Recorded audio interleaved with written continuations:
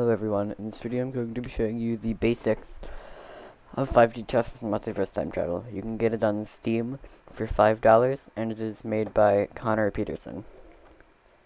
So let's get started. But before I start, I just wanted to say I'm not going to be going over these special pieces, which are the Unicorn, the Dragon, the Princess, the Brawn, the Royal Queen, and the Common King. I'll go over those pieces in a separate video. They just don't seem like they would belong here. Alright, so to start your game, you're gonna go to Versus, and then when you start, you're probably gonna want to be White and Trainer, because that's the easiest setting. And then just go. You can do whatever you want, really. I'm gonna go Standard. That's just a normal chessboard like this. So let's talk about a few things here first. This bar is the present.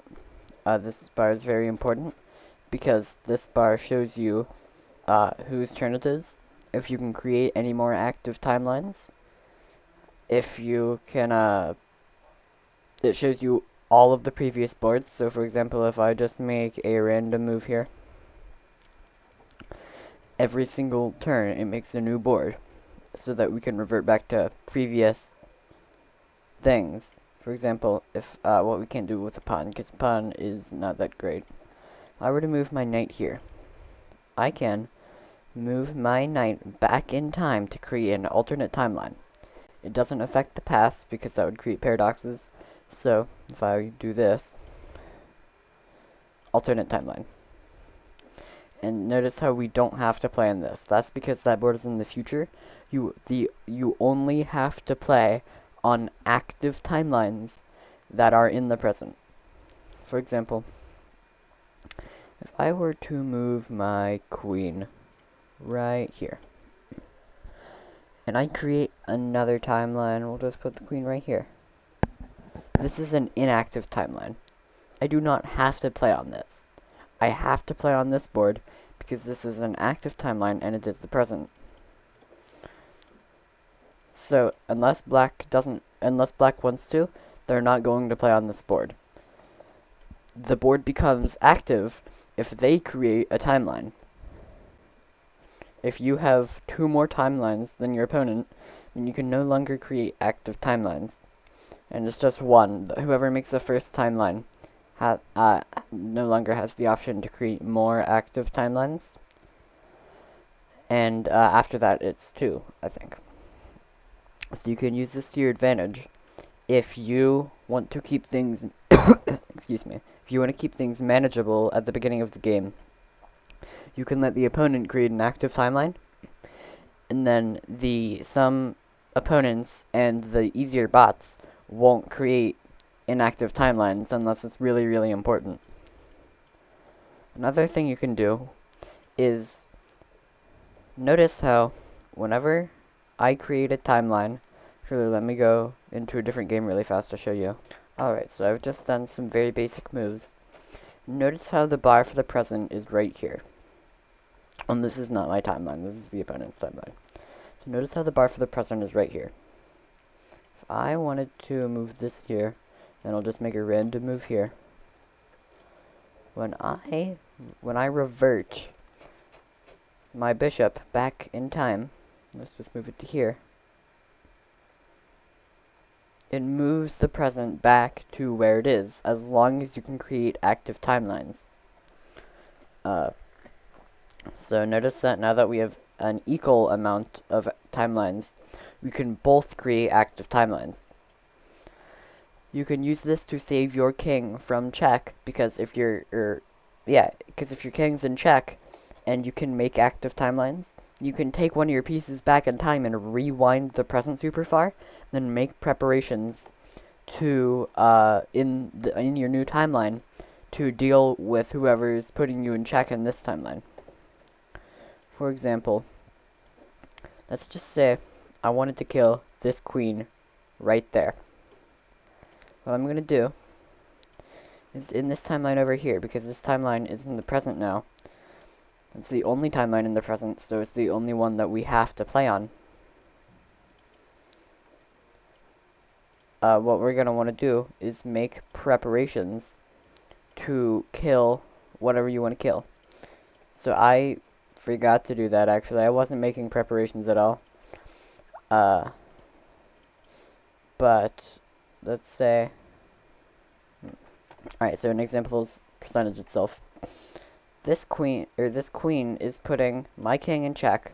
It can travel back in time. See, it has its normal movements, and it can travel back in time to these spaces down here, and these spaces down here. So it's putting this king in check, and this king in check. So I have to find a way to kill it, and I'll go over the movement patterns of pieces through time and space a little bit later. But anyway, the only option now is to find a way to kill it. So what I'm going to do is, with this timeline, I'm going to move my queen over to this timeline. And that takes up the turn for both timelines, but it gets my king out of check. Notice how that did not create another active timeline. This is because moving one piece from an already existing timeline to another piece that is in the present, or another piece that's... Here, let me rephrase that. Moving a piece through time or timelines, as long as you're not sending it into the past, will not create another timeline. So it only creates another timeline if you're sending things into the past, and that's just to avoid paradoxes. Alright, next I'm going to show you what these buttons on the side do over here. This one shows you, it cycles through the active boards that you have to play on. So if you're wondering why you can't hit submit moves, this button will take you to a board that you have to play on to continue the game. Flip perspective flips what side the pieces are on. So white is on the bottom by default. You can flip them to the top if it makes it easier for you to play. Parallel view lets you look at the boards like this, which makes it easier for you to go through history and also go through timelines. Then history view is the same thing, except just 90 degrees from it. These buttons are just here to help you give you new perspectives on how you can move your pieces. This button up here will has sound and ambient sound. You can turn on and off in the middle of a game. You can forfeit the game, which completely deletes it. You can't go back to it, and it's got a list of the hotkeys. And then this one turns on better time traveling animations, I guess. So it'll... And there is sound on this, but I turned it off because last time I recorded this, it was too loud and nobody could understand me. So that's what it looks like to travel through timelines. We've got, and then we can travel. Oh yeah, it turns itself off every time. That's, if you want to use it, keep that in mind. That's traveling through time. And then you can also, obviously, with certain pieces, travel through time and timelines at the same time. And this is what that looks like.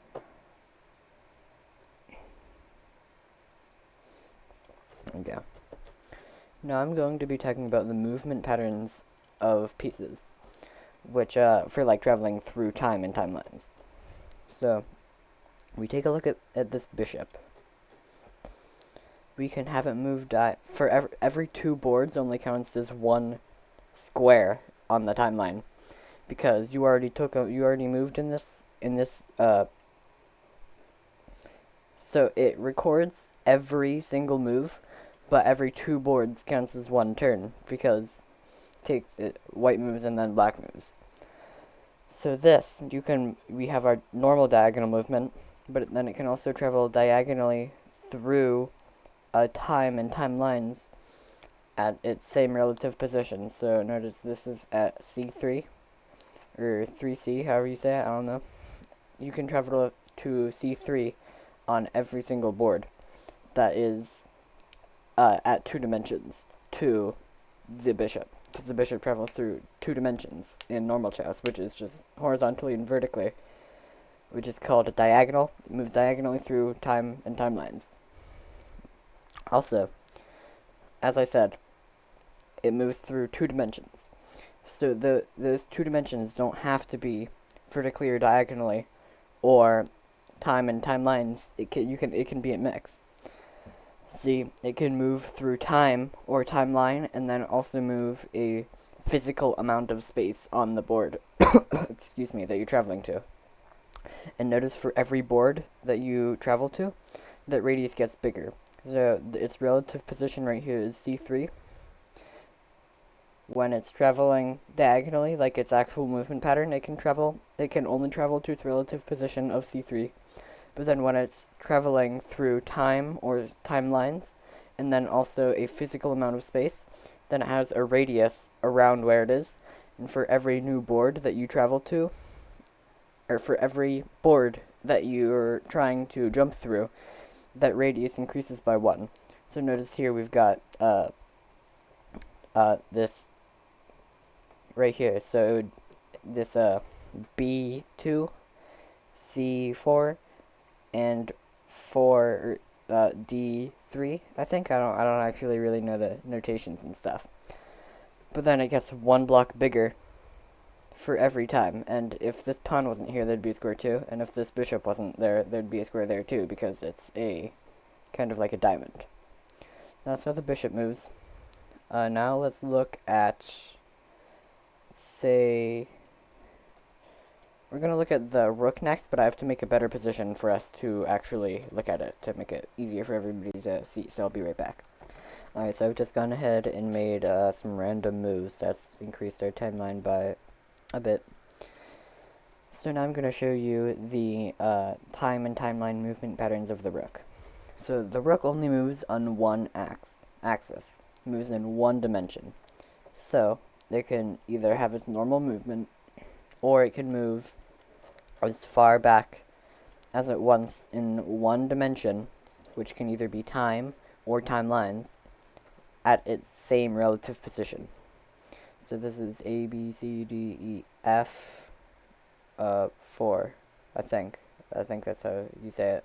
F4. We're just going to say it's at F4. It can move to F4 at any adjacent, well, not at any adjacent, at any timeline or time period, I guess, that is in one direction from it. So it can move vertically through timelines or horizontally through time to its same relative position, as long as there's no pieces there. As long as there's no piece there. That's how the rook moves. Now I'm going to set up something for the queen, which shouldn't be too hard.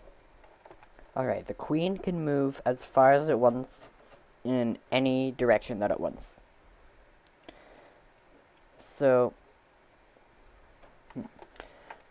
I said as far as it wants, but notice how we can't travel to these times over here.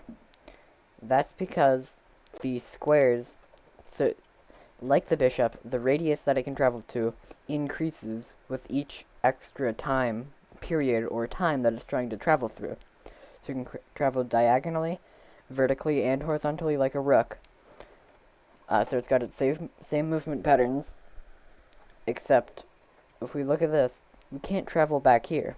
I mean, there's space if we treat each of these squares, each of these time periods like one square on a board, we should be able to move back there. But as I was saying, the radius for where it can travel increases by 1 for every time that it moves. So the radius just got too big to end up on any squares back here. So that can make the rook and bishop conditionally better, depending on what you're trying to do if you're traveling through time and timelines. So notice here we've got our 3x3 square that's filled in. And that 3x3 square increases, so there's now 1 block of space in between each one. Now over here, there would be 2 blocks of space in between each one. But that doesn't work. That one doesn't appear because there's a white piece there, and obviously we can't travel onto something that we own. Yeah, that's the pattern of the queen. Now I'm going to do the knight, which is my favorite. It's got my favorite movement pattern. It's also got the most complicated movement pattern, so just be warned for that, I guess. So the knight moves 2 blocks and then 1 block at a 90-degree angle to the direction that it originally moved in. So it can move 2 blocks up and then 1 block left or 1 block right. Or it could move 2 blocks right or then 1 block left, or move 2 blocks right, then move 1 block up or 1 block down. The same thing applies to when it's traveling through time and time lines. So you can travel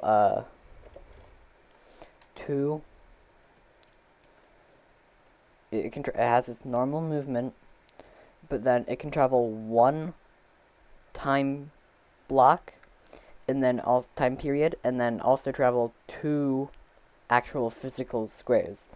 So notice how it's on D4, D1, I don't know, hold on, D2, it's on D2, so which is right here. It can move 1 back and then 2 spaces, like physical spaces, forward. Or it can move 2 back and then 1 physical space in any available direction, which makes it a pretty powerful piece. And then the L shape is also the same for the L shape. You can go up 1, 2, and then over. We just can't do that because the conditions aren't met, so I'm gonna go create some conditions that are met so I can show you. Alright, so this knight right here, its relative position is A, B, C, D, E, F, 3. So, it can move to the same relative position on any other board in its same L shape. So, 1, 2, so that's its 2 squares that I was talking about, so right here. And then 1 block in a direction that is perpendicular to the original direction that it went. So 1, 2, and then a direction that's not this way or this way, because that's the direction it originally went. The only other way it can go is up, because there's no square under it, to also get to F3 on this board. Same for over here. 1, 2, and then 1. So I just like it. You can use it to win because it's a piece that you can easily use to win. Because let's say I had a king here, they would be checkmated because this horse, nobody can kill this horse, and it can just travel 1 block up, or however 2 blocks up, because it's if you're traveling through time, it's 2 blocks, but because it takes 2 turns or 2 moves to make 1 turn. So if you're traveling over here, it's 2 boards. But if you're just traveling through timelines, it's actually every board, because you don't have to take 2 pieces, don't have to move to make 1 turn in a timeline. So we could move it 1, 2, and then 1 up.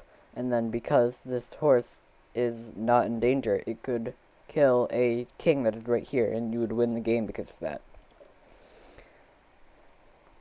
Now, the other piece is a pawn. They're really not useful. They can move up 1 square. D1, 2, 3, 4. It's on D4 right there. D4 still. It can just move to its relative position 1 timeline above it. Really not useful. Then we've got the king. It can move anywhere on 1 dimension.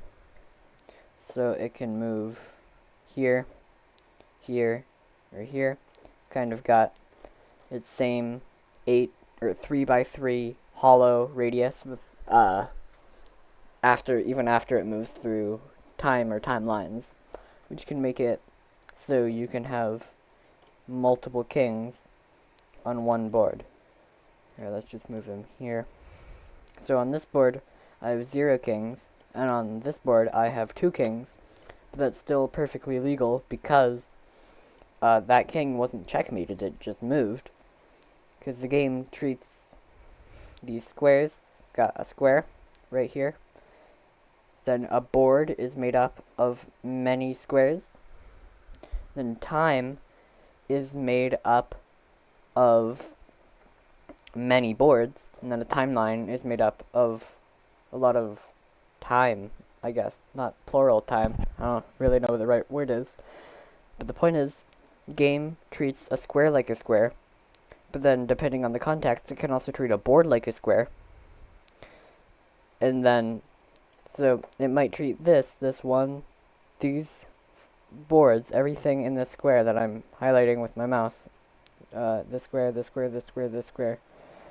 And then this square, this square, this square, this square. Everything in that radius, depending on the context, could just be treated like one square on a board.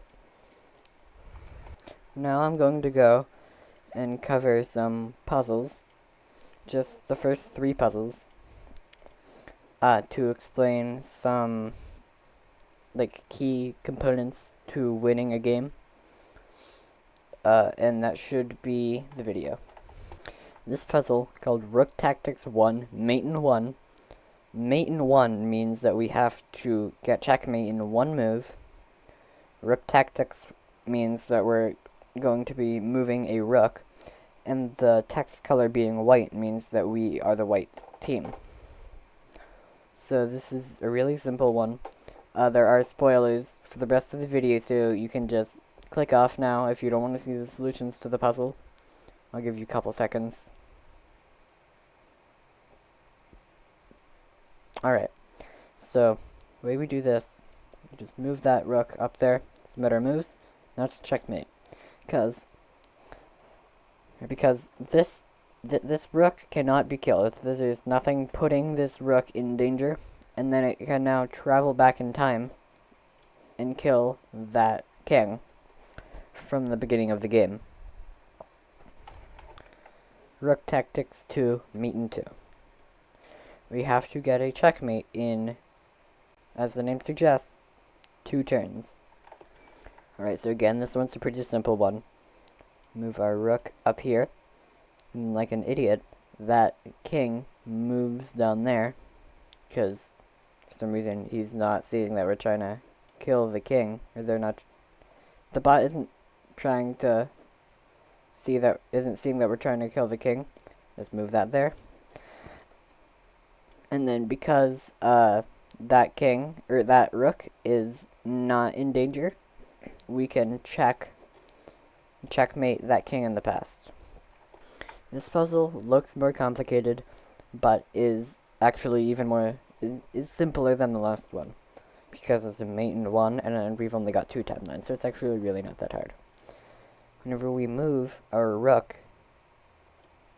we can move it here, and then as I was saying earlier, the rook can travel to its relative position on another board that is within its that's anywhere vertically or horizontally from it, so we can have our rook move up here and kill that king. And because because this rook is not in danger, we win. For this puzzle, I'm just including this to show you black text means that you are trying to win as black. Alright, so this one is, again, really simple. We do just a random move that wouldn't put us in check from another timeline down here. And then we move our rook here. When we submit those moves, we win because the kings aren't allowed to kill this rook because they're in checkmate. Because putting the rook there puts them in checkmate, so they're not allowed to kill the rook. Alright, so this one is a little bit harder than the rest, because you have to plan ahead. The way you do this is by moving your rook here, which causes the king to jump back there and make a separate timeline. We move our other rook into the same spot, which lets us win, because this king can't kill this rook because the rook is putting it in checkmate. And if it were to move out of the way, which it can't because this king would kill it, but even if it could, then this rook would just go and kill that king. And that's how you do that puzzle. And one more thing that I wanted to mention before I end the video is that over here on the guide tab, there are a bunch of guides that go over the stuff in this video. Kind of gives you a visual representation of most of the stuff in this guide. But if you don't understand anything, you can always go into this guide and just look at whatever you want. We've got the movement patterns for each piece through time, physical squares, and timelines. We explain timelines and how it turns. It explains checkmate, because checkmate is a lot more complicated in this game. There's a lot more rules. And then also non-standard pieces, which aren't used in just the default game. I'll be doing a separate video on these. But yeah, you can see all this stuff, and also strategy tips.